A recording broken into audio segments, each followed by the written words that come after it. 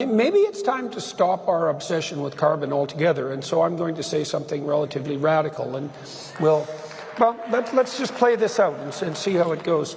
So, you know, I've reviewed a lot of scientific papers. Now, they're not climate papers, but I'm a reasonable hand at separating the wheat from the chaff on the scientific front.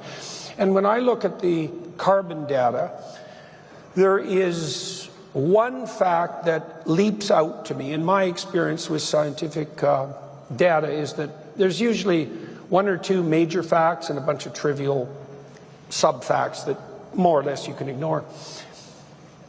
As far as I can tell, the most stunning effect of carbon, atmospheric carbon, that has been recorded scientifically is the effect of carbon on plant growth. Right. And we know this. Look, in the last 25 years, thereabouts, 20% of the Earth's surface is greened. 20% is a lot. It's a lot.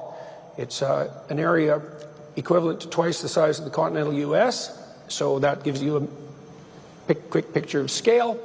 And it's also primarily greened in semi-arid areas, because when you give plants more carbon dioxide, their stomata close, and so they can live where it's drier.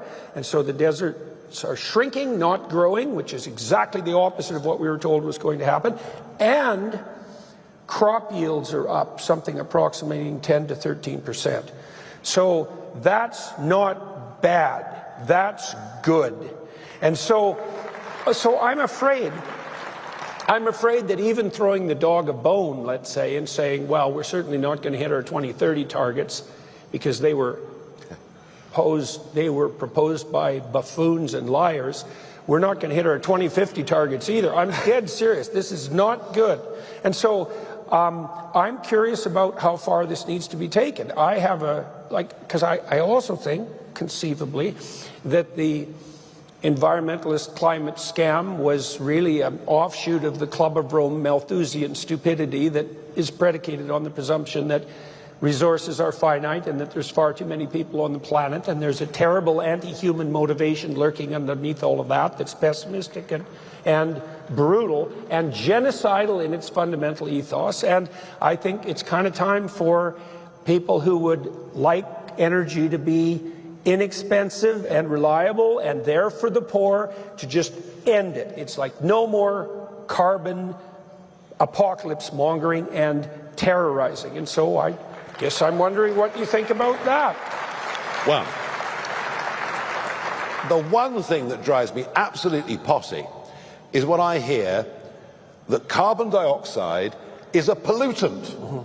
That's what they tell us. That clearly is absolutely nuts.